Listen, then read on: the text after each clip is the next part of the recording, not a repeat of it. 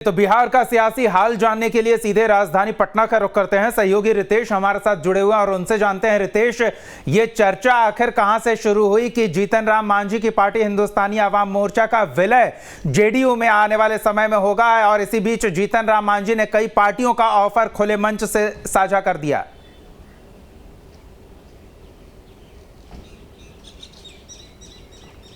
देखिए, सबसे बड़ी बात है कि जीतन राम मांझी बिहार के सबसे अनुभवी और परिपक्व नेताओं में से एक हैं और उनके बयानों के दूर तलक मायने होते हैं। आप देखिए कि पार्टी की बैठक थी और उसमें बड़ी अहम बातें कही, और ऐसा नहीं है, ये पहले भी हो चुका है जब जेडीयू के नेताओं ने ये कोशिश की कि जीतन राम मांझी अपनी पार्टी यानी हिंदुस्तानी आवाम मोर्चा का विलय जेडीयू में कर दे। लेकिन साफ तौर पर जीतन राम मांझी का कहना है कि ये कार्यकर्ताओं की पार्टी है और कार्यकर्ता के खिलाफ वो नहीं जा सकते हैं, वो इंडिपेंडेंट रहना पसंद करते हैं। कल जिस तरह से उन्होंने बयानबाजी की है, साफ तौर पर इस बयानबाजी से यही लगा कि आने वाले समय में जीतन राम मांझी कोई महत्वपूर्ण फैसला ले सकते हैं, क्योंकि हालिया दिनों में अगर देखा जाए तो उनकी अमित शाह जी से भी मुलाकात हुई है और कई दफे बीजेपी के अन्य नेताओं से भी उनकी मुलाकात हुई है, और इसी को लेकर बिहार की राजनीति में एक बार फिर से कयास लगाए जाने लगे हैं। क्योंकि देखिए कि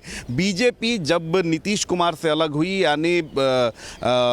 जेडीयू से अलग हुई, उसके बाद बीजेपी के कुनबे में साथियों की संख्या काफ़ी कम हो गई और बीजेपी में अकुलाहट है कि कैसे भी करके जो महागठबंधन में जिस तरह से 7 दलों का दबदबा है, उसी तरीके से उसके बीजेपी के गठबंधन में भी जो पार्टियां हैं बिहार की वो शामिल हो। क्योंकि देखिए, आपके साथ संख्या बल जितना भी रहता है, ये कहीं ना कहीं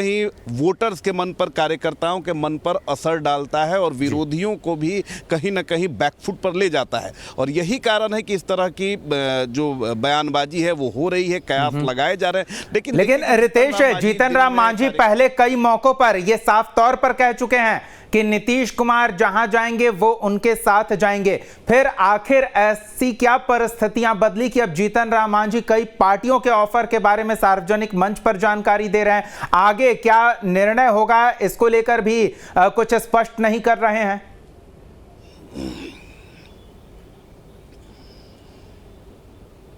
देखिए, सबसे बड़ी बात है कि जीतन राम मांझी कहीं ना कहीं अकुलाहट में है, छटपटाहट में है। उन्हें उम्मीद थी कि महागठबंधन की सरकार बनी है तो उसमें उनकी कद्र और उनकी पार्टी की कद्र बढ़ेगी, लेकिन उम्मीद उन्हें यह भी थी कि मंत्री पद में एक और हिस्सेदारी उनकी पार्टी की होगी, एमएलसी चुनाव में भी उनका दबदबा बढ़ेगा। लेकिन ये सारी जो उम्मीदें हैं जीतन राम मांझी की, उस पर महागठबंधन के नेताओं ने पानी, यानी कि रितेश, आप जो कह रहे हैं वैसे में जीतन राम मांझी अब दोराहे पर खड़े हैं। एक और नीतीश कुमार के साथ रहें तो शायद आरजेडी और कांग्रेस के विरोध का खामियाजा उन्हें भुगतना पड़े, और अगर बीजेपी में आते हैं तो फिर नीतीश कुमार का साथ छूटता है। दोराहे पर खड़े हैं जीतन राम मांझी।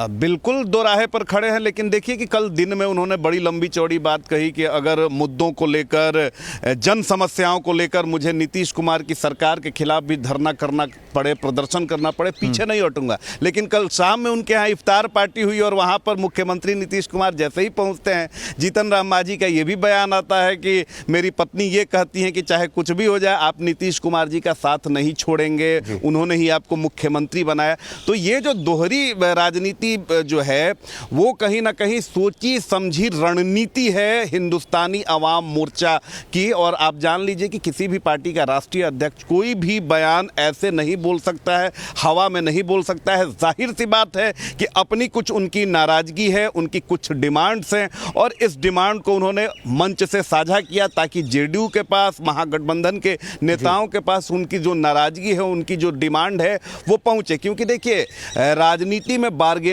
बड़ी चीज होती है और उसकी टाइमिंग भी बड़ी अहम होती है कि